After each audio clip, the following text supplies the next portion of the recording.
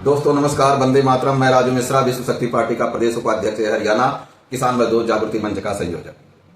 दोस्तों आज जो वीडियो बना रहा हूं, ये वीडियो आपको 2 या 3 पार्ट में मिलेगी और उससे आप सभी को वाकिफ करना है, आप सभी को उसको समझाना है आप, ताकि आप बैंकों के शब्दों का माया जाल आप समझ जाएं और आपको अपनी लड़ाई लड़ने में सहूलियत मिले और कुछ हद तक सहायता भी मिले।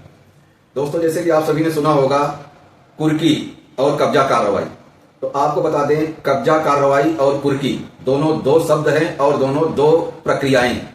इसको आपको समझने की जरूरत है। कुर्की का मतलब होता है अटैचमेंट और कब्जा कार्रवाई का मतलब होता है पोजीशन।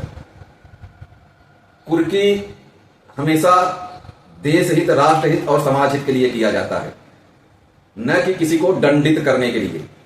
जैसे कोई कर्जदार या की प्रॉपर्टी कोई बैंक कुर्क नहीं कर सकता क्योंकि वो पनिशमेंट होता है, और कब्जा कार्रवाई पोजीशन बैंक ले सकता है। तो अब आप समझिए कि कब्जा कार्रवाई और कुर्की क्या है। इसका दोनों का 2 पोजीशन जब बार्ट बना देंगे तो आपको थर्ड में विश्लेषण करके अच्छे से समझा देंगे। अब जो कुर्की है, कुर्की को जब आप भूमि अधिग्रहण में आप पढ़ेंगे तो भूमि अधिग्रहण कानून, तो उसमें आपको सारा चीज मिल जाएगा। अब इसको समझने के लिए आपको हम थोड़ा सा पीछे ले चलेंगे। 1917 से ही ब्रिटेन को हिंदुस्तान की जमीन लेने की षड्यंत्र था, कब्जा करना उसका एकमात्र उद्देश्य था और उसके तहत ही षड्यंत्र ये चला। और चलते चलते देश कथित आजादी के बाद 1983-84 में इंदिरा गांधी ने बैंकों का राष्ट्रीयकरण किया। अब बैंकों का जब राष्ट्रीयकरण किया तब भी उसमें पैराग्राफ नंबर 7, 9 और 13 को खाली रखा। अब उसको खाली क्यों रखा, उसका भी आप रीजन समझ लीजिए कि जब कोई बैंक का कर्जदार एनपीए होता है, डिफॉल्टर होता है, तब भी उस बैंक उसकी प्रॉपर्टी को कुर्क नहीं कर सकती, क्योंकि पैराग्राफ नंबर 7 ये कहता है कि सरकार का दायित्व है कि अगर कोई व्यक्ति कर्ज लेकर के दिवालिया हो गया है तो उसको पुनर्स्थापित करना, क्योंकि वह कर्ज लेता है तो टैक्स भी देता है। वो भाई कारोबार करेगा तो टैक्स देगा, तो इसलिए उसको वित्तीय सहायता देकर के पुनर्स्थापित करने का प्रावधान है। लेकिन इसी बीच में इन्होंने कथित 2002 सरफेसी एक्ट ला दिया। सरफेसी एक्ट में कब्जा कार्रवाई होती है, कुर्की नहीं होती। कुर्की का प्रॉपर तरीका है, कुर्की के पहले आरसी कटती है, जिसमें आप अगर नहीं मानोगे तो 14 दिन का जेल का प्रावधान है। उसके बाद गांव में डुग्गी बजेगी, डुग्गी मतलब ढोल बजा के बताते हैं आपको, 15 दिन 20 दिन का, महीने का टाइम देते हैं, वो होता है। उसके बाद आपका भूमि अधिग्रहण कर लिया जाता है, कुर्की हो जाती है। इसमें भी कंडीशन है।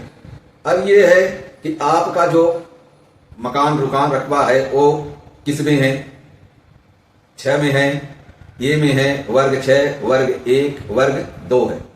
तो वर्ग 6 और 2, 1, ये थोड़ा सा लंबा व्याख्यान हो जाएगा, शॉर्ट में बता देता हूं। वर्ग 6 मतलब पुरानी आबादी, वर्ग 2 मतलब पुरानी आबादी से जो निकल के थोड़ा आगे अलग बना लेते हैं, नई आबादी, और वर्ग 2 का मतलब है जो गांव की